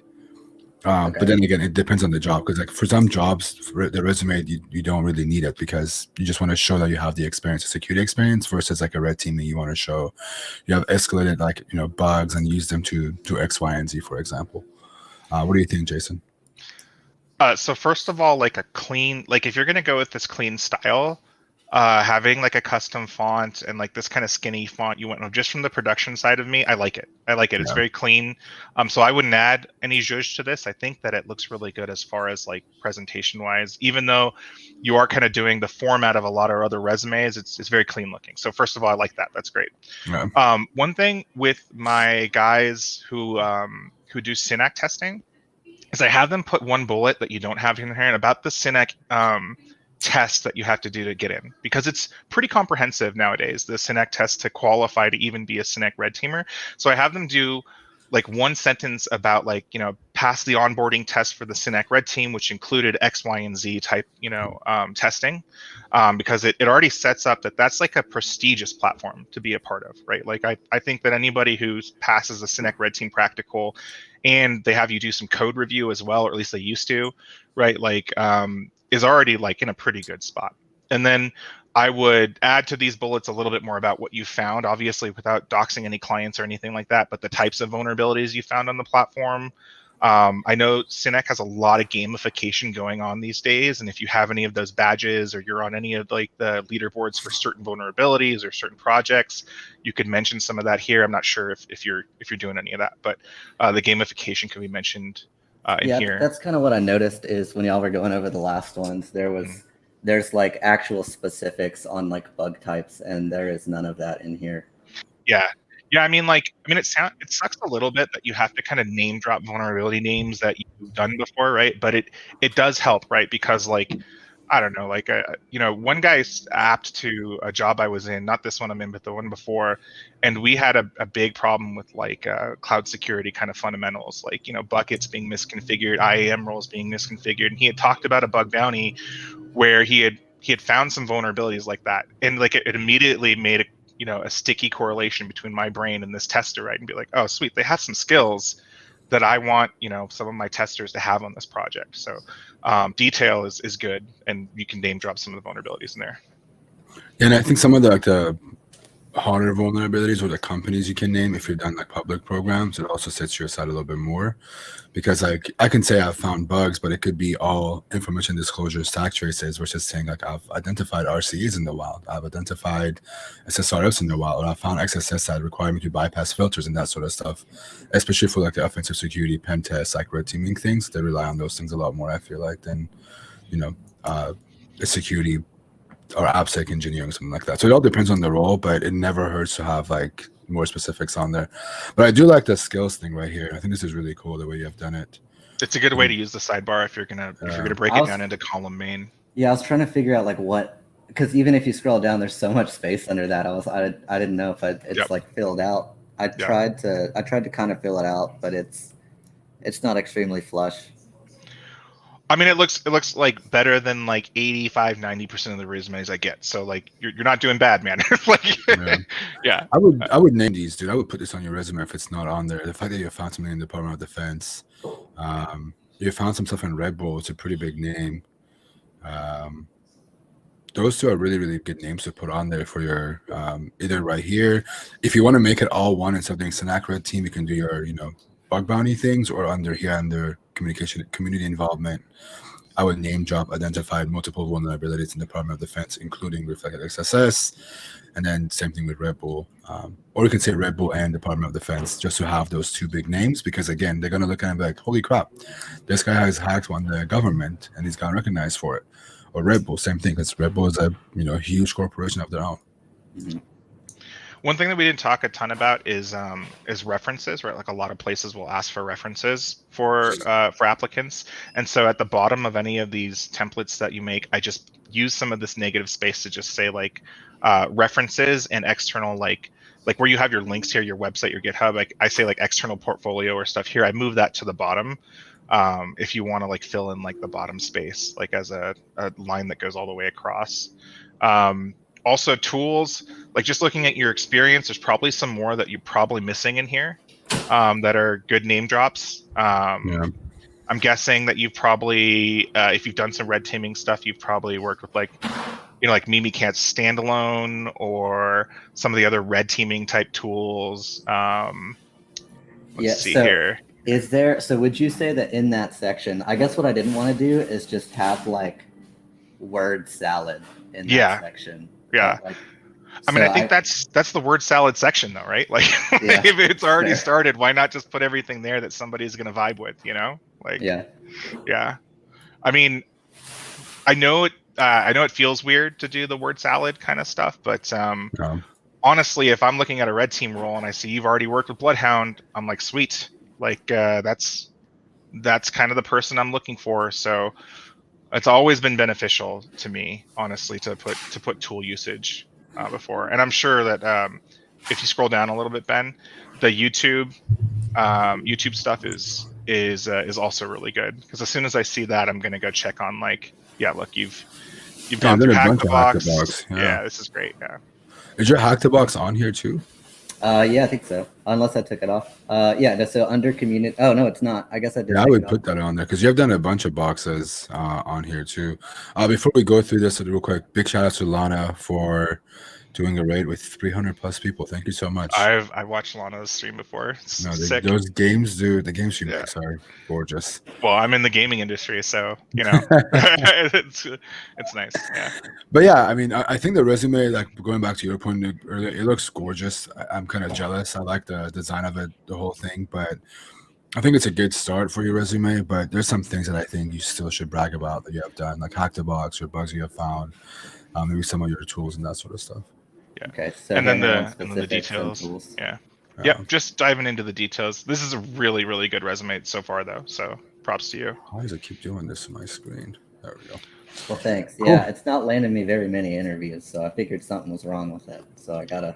What are you trying to get into? What kind of jobs are you applying for? Well, so I was located in Austin, and I'm a couple hours outside of Austin now. So I'm looking for kind of like remote gigs, and I think that might be kind of where the issue is.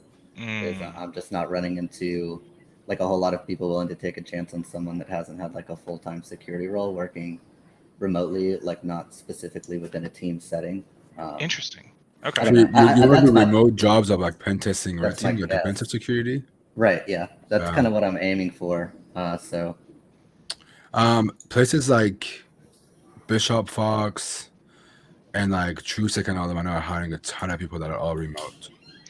So I've applied for it, but there's a few that I can think of. I don't know what resources you're using, Keegan, but are you using the Reddit NetSec InfoSec hiring list already? No. Okay. Not. So, Ben, can you Google that real quick? Yeah. So Reddit InfoSec hiring thread.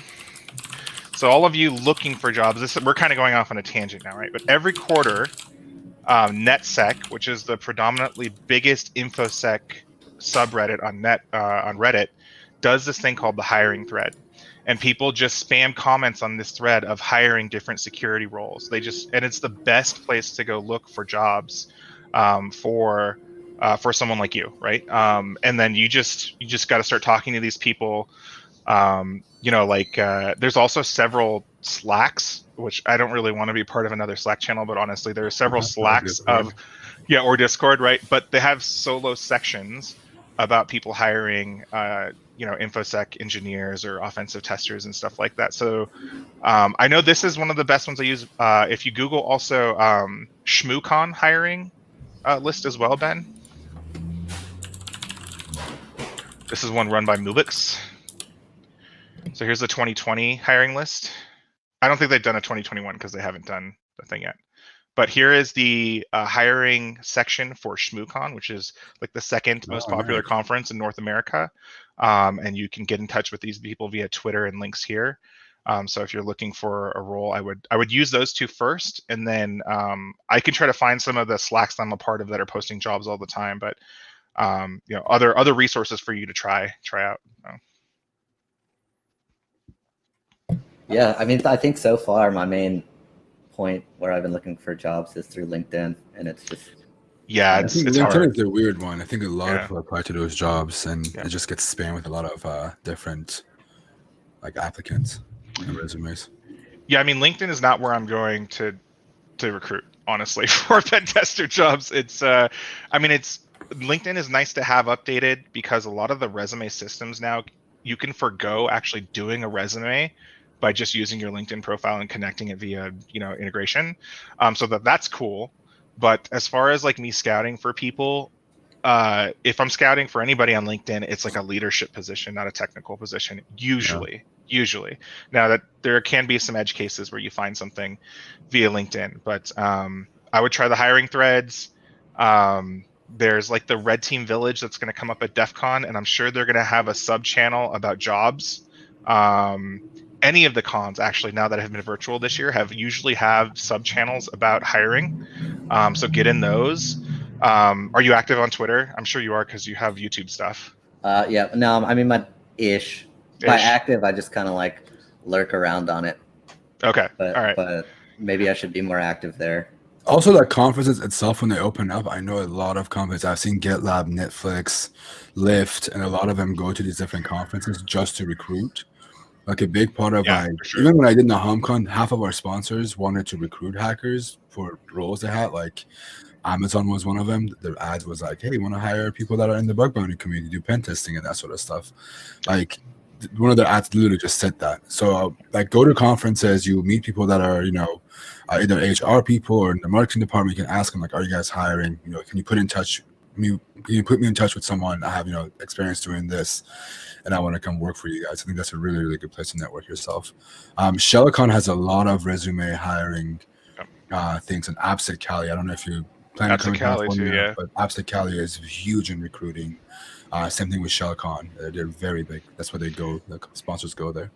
And for remote positions, you want to target companies that are headquartered more on the West Coast than the East Coast. This is just contextual, or like this is just subjective kind of information, but I find that the East Coast companies are having a hard time adjusting to remote work for technical resources, and the West Coast companies are just embracing it. They're just like, yeah, let's go.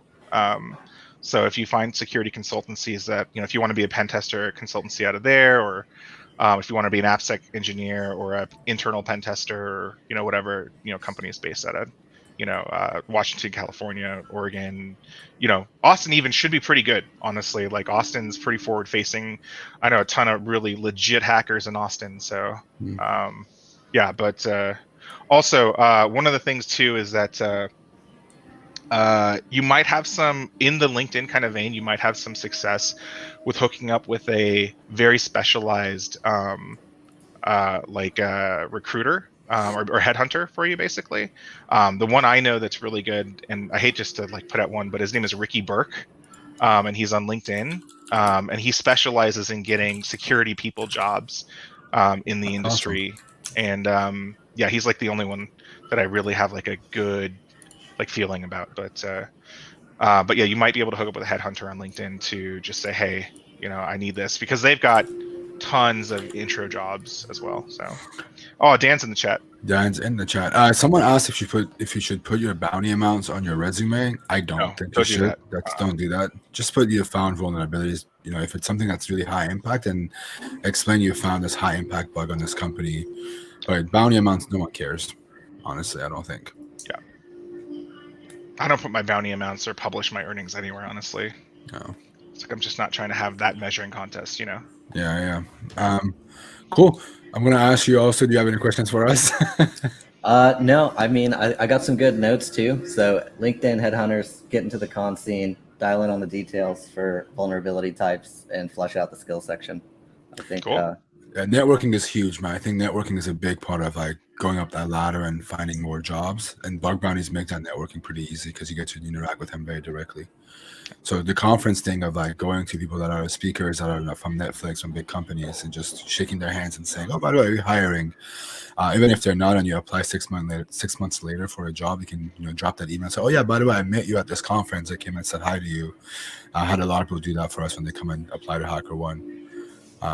So networking is very powerful. I don't think people underestimate it a lot. Are you going to like the local Austin stuff, like all the meetups, DEF CON meetups and stuff like that? I didn't go to the DEF CON ones. I went to 2600 one back before COVID.